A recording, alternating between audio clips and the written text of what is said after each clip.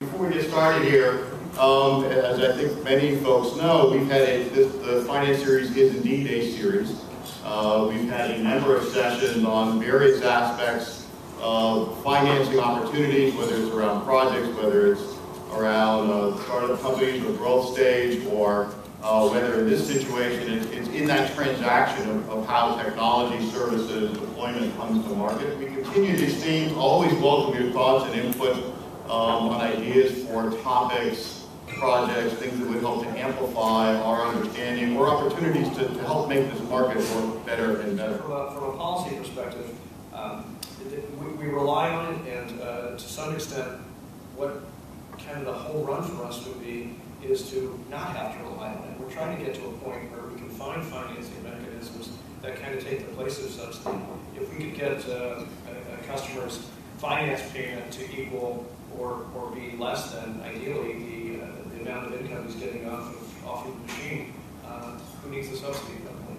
Where we have a product that makes financial sense on its own. The recession has led to scarcity and tax appetite. So the entire industry, whether it's solar or wind, is relying on the presence of a refundable tax credit in essence. And I think real tax appetite in the industry today is somewhere around $1 billion per year. In the absence of the grant in lieu of the tax credit, it goes from $10 billion to $1 billion, and there goes your renewable energy industry. Unfortunately, there's not a lot of cures for companies not having tax appetite. What's stunning is they actually extended for just a year just to keep us home. Right. It's stunning is the policies are like consistent, long-term, predictable. It's like you get one more year. Right. But that being said, at the end of the day, the wind industry has lived for decades with uncertainty. I mean, the wind industry, in a period of 12 years, the PTC was allowed to expire 5 times. And the first couple of times there were issues, people got worried, activity dried up. But eventually people learned that Congress lives in the world of retroactive adjustments. And business doesn't operate that way, but the government does. And financing mechanisms, financing tools adjusted. The best trend that the industry has is cost improvements. It's the movement away from reliance on incentives. And there's been significant progress in that direction. Unfortunately, we're in the solar industry, we're still very far away. Natural gas prices as low as they are doesn't help. But there's a path to get to it. Unfortunately, there is going to be a bump in the road. The grant will go away at some point, and tax appetite will likely not be there. I think, just to play on John's point, I do see just in the transaction world capital being raised. I think money is flowing again, but I think the uncertainty here in the industry, I did see firsthand where you're trying to build a financial model, present your picture years out to raise capital. Maybe you're going to self-finance. It's been a challenge where, certainly as lawyers, we're rating risk factors and talking about uncertainty, but at the same time you go on the road and the investors in any of these capital raises are really having an issue. So the capital may be there, may be flowing more, but the uncertainty, I think, plays into create an issue. One of the challenges here is you have long-term assets even on the efficiency side that aren't matched with the sources of funding. And to add to that, you have significant transaction costs for anything that is outside of the residential arena. So somebody can't finance this project because just to get a PPA signed and negotiated, it costs $75,000 to $100,000. How are you ever going to sell a $600,000 turbine if it costs $100,000 to close the deal?